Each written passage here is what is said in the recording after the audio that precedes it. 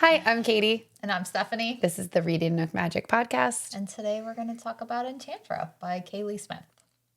All right, so we jump into Goodreads usually. So she's got 4.32 stars, 104,000 ratings, 14,000 reviews, a lot of activity, a lot of interest. They're kind of a big deal.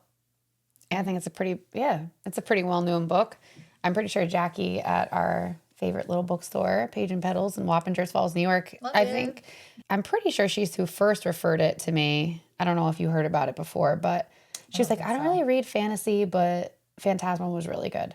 And so I didn't realize it was, there was another book or whatever. And I just remember thinking, well, if she doesn't like fantasy and she likes the book, well, that's kind of good, right? Yeah.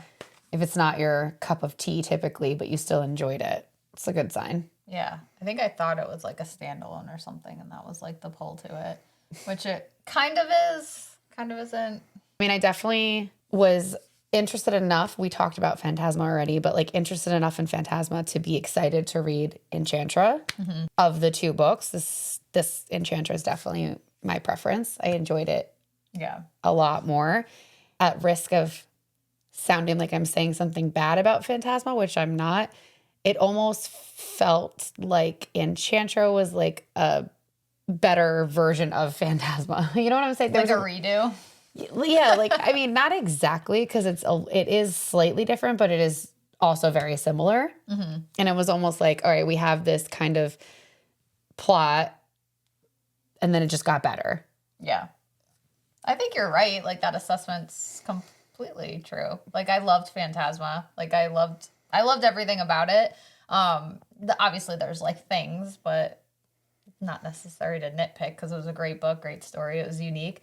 And then it's like, that she took, like, the components of that one and, like, put them in here.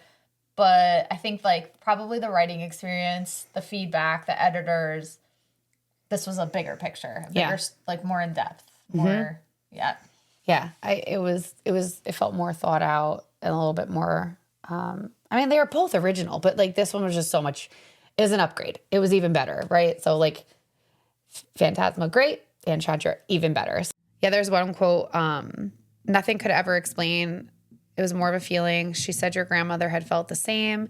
It didn't surprise me if she became strict with your sister to prepare her to bear that burden. A great responsibility, she called it. I believe this is the father talking to her.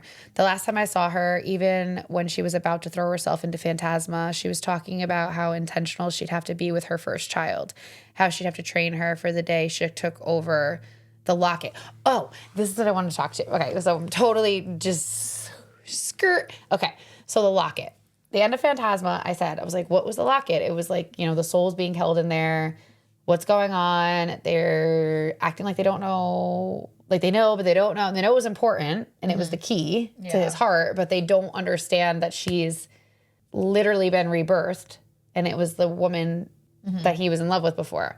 So, like, they don't know here yet either. And in the first one, Phantasma, Salamastress? Yeah, Salamastress, yeah. So we know that when the devil himself, his dad, finds out his true name, he has power over him, right? Which we thought was super crazy. Like, how does no one know his name but him?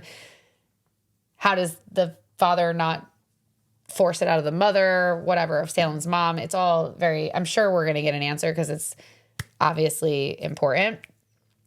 What freaked me out, and I've like highlighted it and like wrote a bunch of exclamation points, is like Salem, this page 173. But even her sister had technically paid a price to keep the Prince of Devils. She gave him his morality. And what do you know of devils? Nox purred. She fixed him with a hard look. My sister lives with one. His name is Salamastress. Does that name mean anything to you? And at the sound of Salem's full name, Nox's face turned ashen, and Genevieve's lips curled up in a triumphant smile. So Genevieve is bragging, like, hey, my brother-in-law is the son of all devils, like, haha.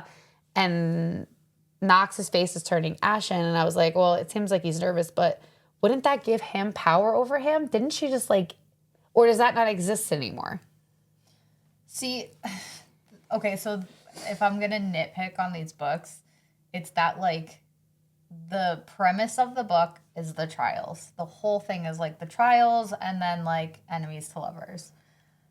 In both books, they do the same thing. And then they dump a pile of shit on you At the end. the very end that I have no idea what's happening. And I think the problem is like, at least for me, and maybe I just need to reread it, that like those pieces at the end of Phantasma didn't like translate into Enchantra until the very end, or how that got pulled together. But then they threw more stuff there that was like question marks. So like, This isn't the beginning though.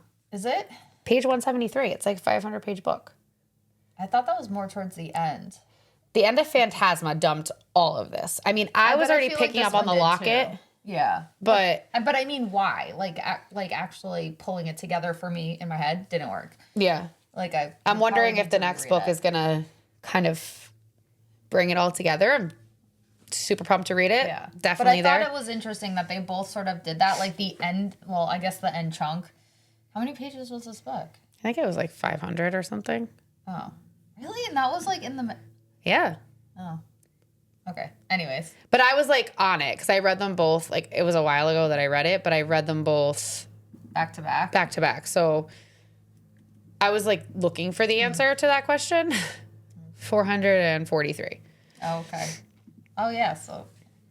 Yeah. But no, the first book was very much that. It was like blah, blah, blah, blah, blah, trials and tribulations, blah, blah, blah, blah. And by the way, you're the son of the devils and I know your power and now you're Yeah, like, and I was like, okay. I can understand that, like that feedback of like maybe sprinkle a little bit more of that like throughout. But who knows? How many books does she plan on writing? I mean, it seems like it could be set up to go a long time. I don't know. Yeah. But so there's a lot of pieces that I don't know or didn't pick up on or have to reread it, I guess. There's so much to read. There are so many things to read. Oh my God. I'm going to rate it 5 stars for me, which I don't often do. I don't know if you ever... I mean, there's some English. books that, Have you rated anything a 5?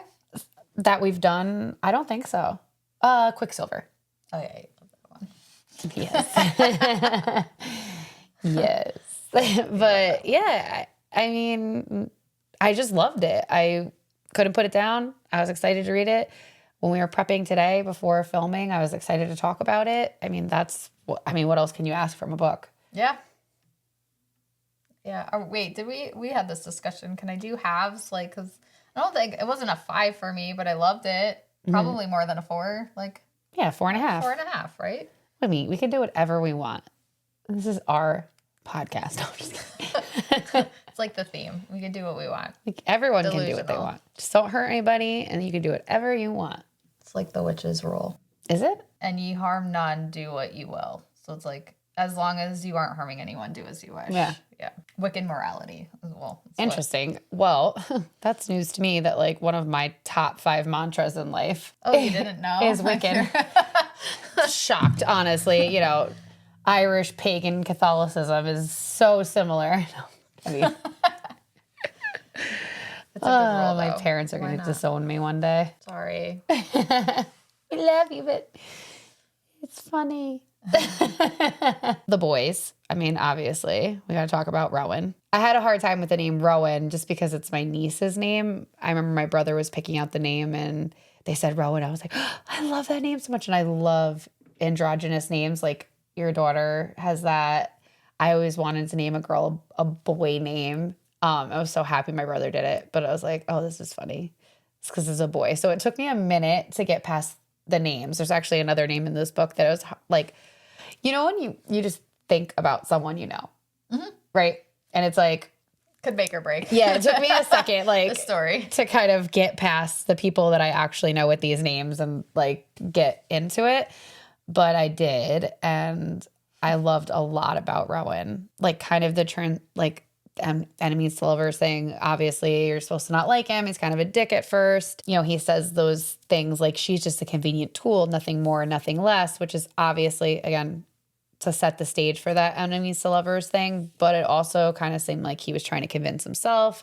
Only kind of a dick. But like pretty early on, at least shows maybe not that he, I don't know, not that he loves her, or that he's truly interested in her, but he shows some sort of admirable qualities of a man.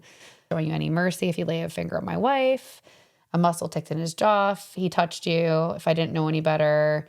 She's like interrupts and says, I think you'd be jealous, Mr. Silver, whatever. But like he's very protective of her right from the start. And it's kind of like endearing, borderline ick. I was undecided in the beginning because I'm like, are you just being possessive because she's your wife and it's about your ego? Or do you, nice little, even though I kind of knew where the story was going, it was a nice little dance around that. I'd have to say, like, there's certain books where you kind of wonder where it's going with that. This one, I didn't really feel like it. It was, there was something deeper that I feel like we knew right from the beginning, even though he was trying to keep an arm's length. Quotation marks, like, not really. The things you were saying were definitely, but those are the little egg-ons, right? To, like, you know, just, it works. Well, because I mean, they're obviously both attractive. I wonder if are there any books where it's just like they don't end up falling in love and they really were just like sexually attracted to each other and then they don't end up together? Would we read them? I don't know. Would we? I don't know. It just wouldn't be the main story. Right? Like, would we read a whole book about that? No, without a happy ending? I don't know. I feel like I kind of need that. I feel like I need a book where it doesn't work out in the end. Because does it really ever work out in real life? I think that's why we jump into them. But yeah, definitely now in real life, after reading these stories, any interaction I have, I'm like, that's not male character behavior. Okay. Yeah, I'm sorry. This is super subpar. You're going to need to step it up like 50 levels. Here's the manual. Read it. They won't. That's why I keep reading. Yeah. A whole industry would collapse, I guess, if they actually caught on and read it, learned, figured out how to act the way women want men to act. Which ironically, I was actually thinking about that. One of the quotes that I pulled was Rowan saying, it doesn't matter what I want. I'm not going to touch you as long as we have this stuff in our system. And I was thinking how, especially in this particular genre, and I'm probably others, but this one in particular, because there is such violence and triggers and, you know, kinks and all of that crazy sexual stuff, is that the authors are very, very, very specific and clear on the consent piece for the characters that you obviously want to fall for. And it's ironic because men act like women, and this is not all men, disclaimer, and I'm sure some women act like this, but men act like women don't want to be over-sexualized and hypersexualized, and like very clearly that's not true, but we want to do it respectfully in a safe space, in a controlled environment. And I don't know, it's almost like, at least the males that I know, like friends and partners that I've talked to about this stuff, they're like, that's so weird, that's so crazy, like that's so dirty, da, da, da. And I'm like, it's not though. Like, women love this stuff. You're missing the thing. Like, we don't need to be in missionary, like, with the rosary beads on our hands. We just need to, like, be respected and, like... Do you know what I'm trying to say? Yes, like, because I think with that feeling of safety, there's so much to explore with the physical body, sexually, and, like, almost transcendently, right? Mm-hmm. Like, that euphoric, tantric. There's so many... yeah, I think there's so many aspects of the sexual experience that the general public misses out on because we don't have that safety component. And there's so much to safety. Like, it's not just consent. It's like the safety of the person you're with. There's so much about safety, but that safety is everything to actually let your body, your mind, everything, like, relax into the entire experience. But there's, like, magic on the other side of that, if that was there. And I think you find it when you have that sort of chemistry mixed with the safety. Right.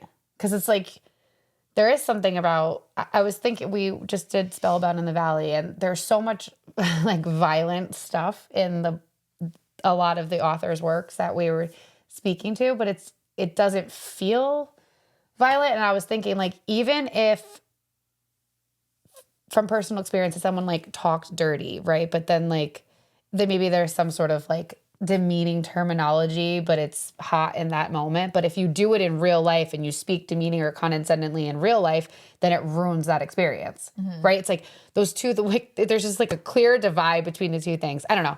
We went off a whole tangent here, but it's just something I was thinking about. It's like joking about the manual and men and what women want, but really they're like, a lot of them are really missing. Like, we want a lot of the same things. Yeah. You're just kind of dropping the ball on the flip side of the coin. Real life. Like, we're not talking about one person. Like, no, this is just in general. It's a generalization of like listening to conversations, hearing other people talk, reading the books, watching social media. Like, there's definitely a theme of where, you know, yeah, there's like where we speak different languages, males and females, like we're not on the same page, but deep down the desires are there, the wants are there, but our language, there's a language barrier. There's a language barrier. Yeah, seriously. But just real quick, pivoting back to what you said, like a huge part of that convention was about safety and consent. Yes. And allowing people to feel accepted for who they are, being open and understanding. Like, that's what every single author said, why they loved being there. Well, so it's interesting you say that. So speaking of that again, they had these lanyards for everyone, like the press, the authors, the vendors, the people that are coming, everybody got a lanyard with like a tag. And they were color coded. And maybe this is commonplace. I have never been anywhere where this existed. And one was, you can touch me, ask for consent, don't touch me. And they were color coded. And ironically, just because, you know, Steph and I haven't read a lot of like monster stuff or like really kinky things. Like, we haven't really touched our toes into that yet. So we were like, I'll speak for myself. I was a little intimidated because some of the books are about that. And I was like, oh, I hope I'm not like too prude to like be here. Yeah. And then when I came and signed in and registered and it had that, not that I was expecting to like be harassed by a monster, but it was ironic that I felt more safe in that room and like comfortable than most rooms that I've been in. And I was worried about it. And so it's just ironic. It's just such a cool paradox. Yeah. Yeah. I think, yeah, there are worlds, I'll just call them that, like what that room was like. There's just rooms and places where people understand safety and consent in all capacities. And then that's where people can finally be free, relax, feel accepted, feel seen, feel heard, right? Like, that's, if you listen to people talk, that's all they want. They want to be seen and heard. It's so important. And we're like really bad at doing that because we're in our own heads. We don't actually hear what other people are saying. But to know that exists and to see it and to be a part of it. That's pretty cool. Yeah. Back to Rowan. Okay. Rowan did a great job of that. Rowan asked for consent. Rowan was a gentleman. Rowan had a touch of gentleman in him. And you got into it pretty quick. So like to the counterpart of Phantasma where we said like I think the burn it wasn't slow enough for our liking. In the first one? Yeah. Yeah. Even though they jump into it pretty quick, it felt more naturally paced to me. This one? Yes. Yeah. The intimacy scenes and all of that felt like I was in it. I was into it. Is this the one, does he torture her? It's like, not what I meant. No, like, is this the one where he like, why are you whispering? Because grandma's upstairs. Because we're in our basement. Basement where dwellers. he like gets her to touch herself. Yes. Oh, Okay. yes. Is it this one? I think so. I think the first scenes were like him getting her to ask for it. Oh, yes. And then like, but not actually him being the one to yeah, like he basically led her on to believe that like if she did it, that he would follow through with more afterward. And he like, just made her stand there and do it to herself. And then is it the right yes. book? That was unique. I like that. He's like, I didn't touch you. I would be so mad. Like they're I just lost the word. What is it? They're not. I don't consider them enemies to lovers. But what you don't? I feel like it was a little bit. Do you think it was? I don't know.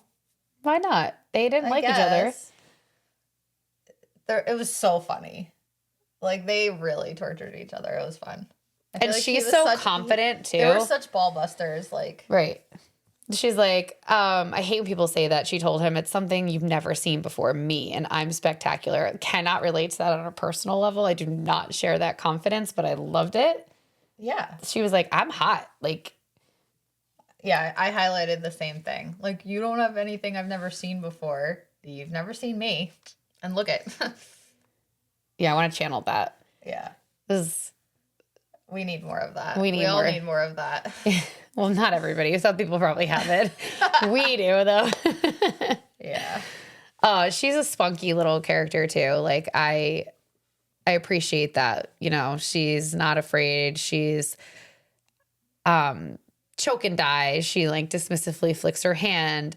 I want everyone who bet against me to see my face until they're sick of it. Love that. That's you. It's so me. Like, I am motivated by proving people wrong. Right, wrong, or indifferent, whether that's toxic or not. I don't know what to tell you. Nothing gets me going more than that. You think I can't do it? Okay. That's so you. I'm like, you're probably right. No.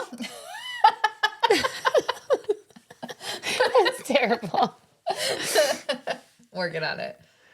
Their banter, like you said, is pretty good too. Like, I told you to wait. That's the word I wanted. Banter. Yeah, he's like, I told you to wait for me, he reprimanded, ignoring her look of annoyance. Though I realized trying to give you direction was very optimistic. It's funny. Yeah, you're right. It was. There's a lot of really great things. I didn't highlight any of them, so I'm mad I couldn't go back to but there's so much back and forth between them. Yeah, you really do feel like the progression of them. And that weird space that they were in, like, she's like, oh, why is this so easy for him to just have sex? And like, we, obviously we come to find out that it was more to him and he does care about her. But if that felt very real, like that's something that happens, right? You're both attracted to each other. It feels good. You're giving each other attention, negative, positive, whatever.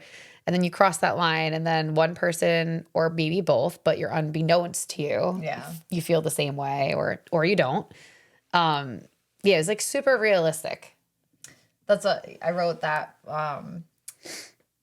He said, she's mine. And she thought, how long had she waited for someone to proudly say that thing about her? She wished she could have enjoyed the butterflies his words produced, but unfortunately she wasn't confident that those butterflies were capable of understanding the difference between fiction and reality. It's like, true. Because we don't know. Yeah, they touched on it too. I mean, I love when an author goes out of their way to address something that's so blatantly obvious or, a parallel to another book or, okay, I'm acknowledging it's silly that they fell in love in 4 days. It's only been 4 days, but love doesn't give a fuck about time or whatever that quote is. Love does not give a single fuck about time. It's like, you're kind of like, the author is so in tune with like where the reader's mind might be that you touch on it and you're like, yes, okay, I'm acknowledging this is a little out there. Yeah. But it's happening. Yeah. So stay with me. I wrote that too. Do you think it's possible to love someone after only a few days? We certainly are capable of hating someone in a short amount of time, on sight even. I don't see why love should be any different. Oh yeah, I remember reading that. Yeah. I thought that was very interesting. It's super true too. Why not? But I feel that maybe not like true love, true or hate, whatever. But like, there's a component of love at first sight. Like just vibe, whatever. Where I'm like, I don't know what it is about you, but I'm like instantly pulled in. And then obviously definitely hate someone just by looking at them. You can like love someone just by like, silly little things, just, being really good friends and navigating the world together in a lot of ways. You see a guy that does something small and you're both like, ooh, hee hee hee, like that's so cute. You know, it's like, what did that person really do to deserve all that attention? Like really nothing. I mean, because people do make snap judgments. Like you do navigate the world that way. Like, oh, this room feels safe. This room feels weird. This person feels safe. This person feels weird. Like, you know, like a dog, like my haunches are up right now. Why? Like something's off, you know, you trust those like intuitions. And there's like a lot of trauma related to Pharaoh, her first boyfriend, Pharaoh, whatever. I don't even remember his name, so I can't even correct you. Yeah, that little dick. Spell it? Farrow. Pharaoh. You're right. You were right today. Wow. Yeah, he's kind of a piece of shit. I really felt for her with that story. And it kind of unfolds in the background of her memory throughout the whole book, which is kind of a cool way to like, you know, sprinkle it in there and like understand why is she so fucked up? What is she so upset about? Obviously it's a guy, but like what happened? Like what did this guy really do?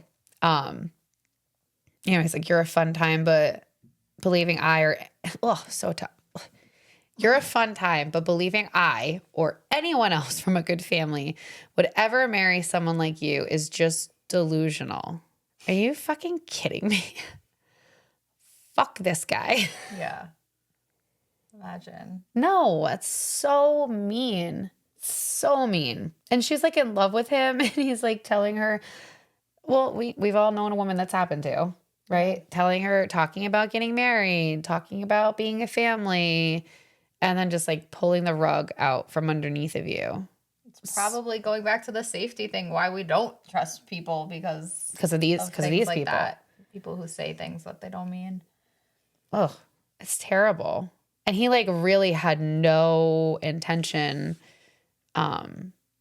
He says later on, I've grown out of all of that. I was waiting until after tonight to tell you, but I'm leaving for London next week and there's a girl there. So not only does he drop her on her head, but he's already got another girl, which just makes it so much more painful, I'm sure. It's a niece of my father's colleague. We're to be married in the fall. Come or don't, but this is it for us. Like, whew, like, yeah, like that makes me never want to let anyone near me ever again. Yeah. Because it's like super vulnerable to give your heart to someone, to trust someone means it. When you think about, yeah, okay, so the majority of us here hopefully are good people that mean what we say, but there's so many people in the world that just say, they don't even care if what they're saying, they don't even care they're lying. They're like, this is serving me right now. You're serving me right now. And that's it. And there's like no remorse. And that awareness of those type of intentions is, I can't even like wrap my head around that.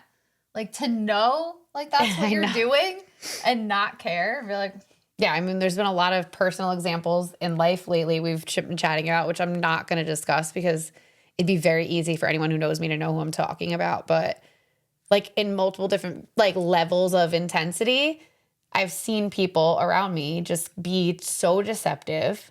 Mm-hmm. And we were talking about how it's stealing someone's life. Like this guy stole her life, right? Like he knew he had no intention of marrying her. She's a scepter. He doesn't like magic. He's not going to be with her. She's not from a good family. They're weird.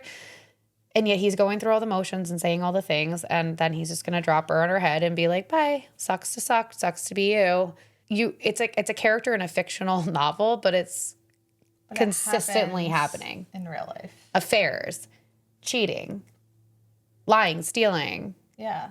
Yeah. Why? I don't know. Why do people do that? Can you just leave them alone? Yeah. Like, I just, that's the part I don't understand. Like, I get that these people are missing something that we have, obviously, like empathy, a soul, maybe. Just let. How is it even worth it to put in that effort? Like, just leave. There's still effort being put in that other side. Why? Yeah, just like leave them alone. Why? I don't know. Someone tell us why. We need to know. Or could you guys just stop? I don't think the people that are doing that are listening right now. Probably not, but like putting the energy out there in the universe. Stop. Seriously. Poor girl. I felt that. I don't think I've ever been rejected to that extent. But I think before I even knew what it was to love someone, I was afraid of that rejection. Yeah. Like, Yeah, I don't think that specifically has ever happened. but I'm terrified of it. Yeah. It's like every girl's worst nightmare to like fall in love with someone and have them just not mean it and laugh in their face. Ugh. No, didn't he try to kill her? Isn't there like a Oh fire yeah, he on a like tries boat? to burn her or something. He tries to kill her. Yeah. Well, there's that part too. To me, this is worse than that. I don't know. I'd rather have someone try to kill me than say this. That's not true. I think it's just more realistic that we'd experience. I guess, that except for I situation. just had a friend who's That's right. That's this right. week. Oh my gosh, no, that is real life. Crazy. It shouldn't be, but it is. It's a lot of violence in this book. The games, the trials, The hunt. The hunt. It's pretty sick to be trapped in a perpetual cycle of killing your siblings. And when I first started to understand what was happening, I was like, oh, well, at least they don't really die. Right. So, I mean, I could get behind that a couple But they're rounds. not actually dying. For a couple rounds, I could get around it. And then I realized that they feel the pain of dying every time. So it is just as painful.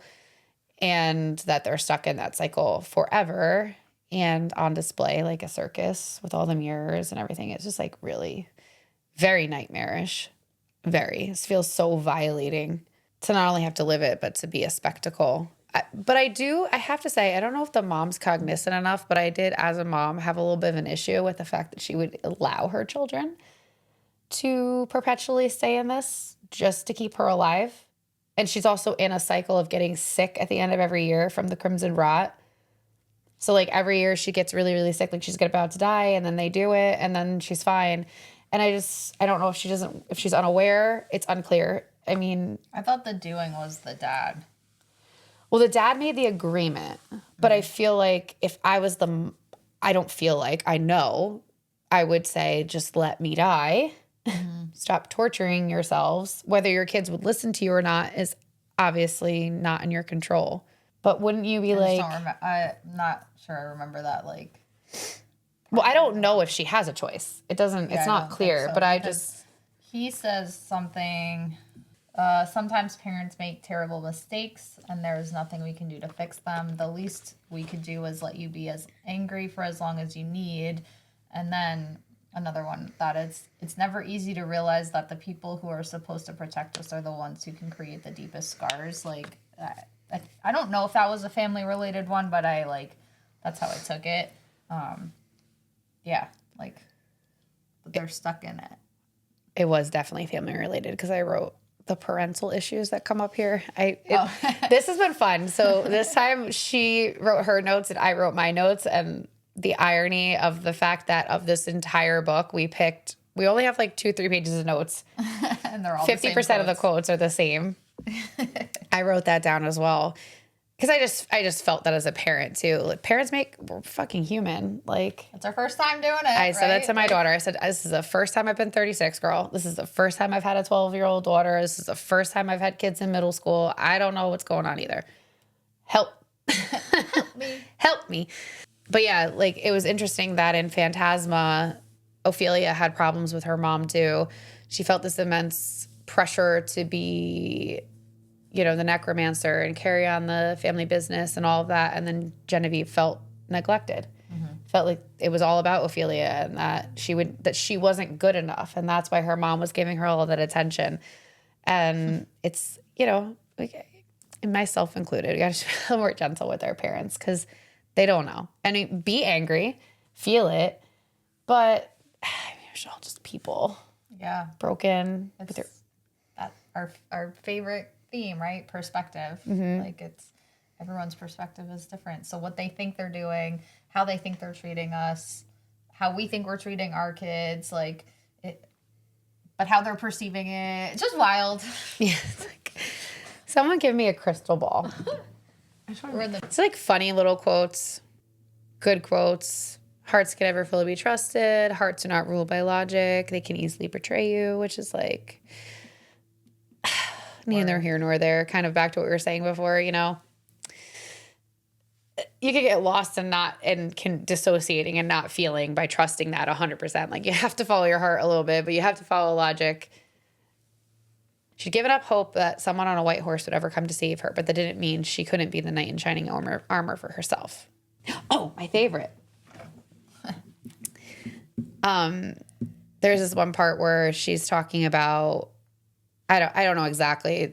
Something happened with magic, and she's like, it was a good reminder of why she loved being so mortal. She enjoyed feeling everything so intensely.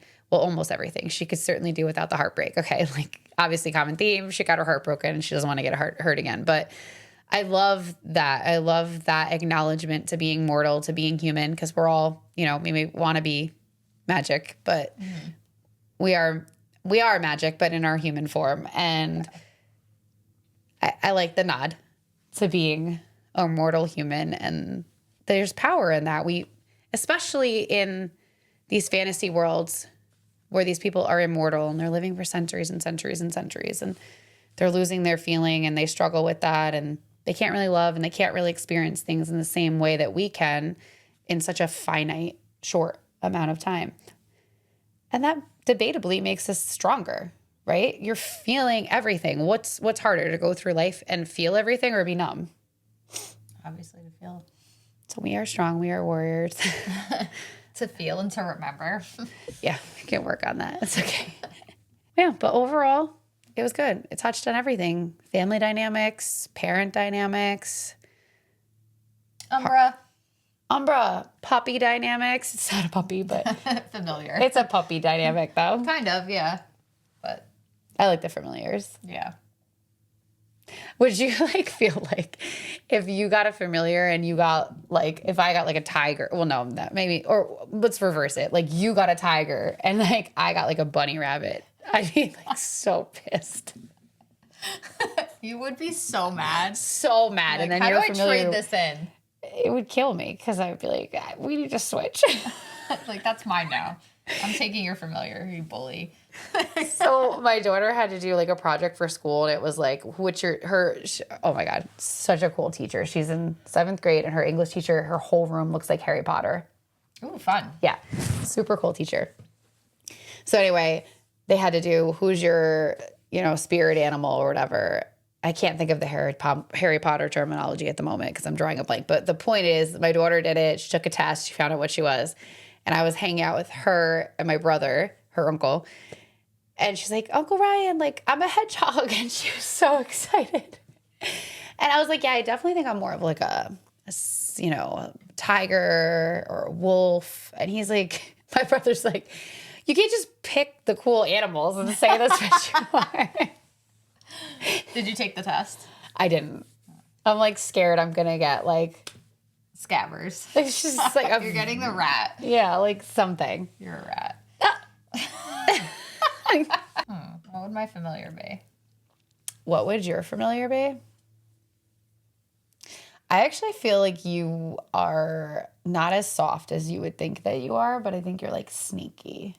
If you had to be aggressive, I feel like it would be in a very like the cat that was in your backyard the other day. What we kept hearing it, and then we looked, and it was it's always there, and it's always watching the house. It's kind of weird, actually. So maybe a cat or a. Oh, do I get a fox like Umbra? No, they're sly. Maybe, but no. What's the one? A fisher, actually. They're similar to a fox and a cat. Oh God. I'm gonna get attacked. You get the honey badger. That's basically that's what I am? No. Oh, yeah, but that's basically what a fisher is. Okay.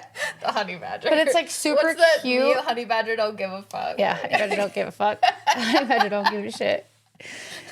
Yeah, I think it's called a fisher.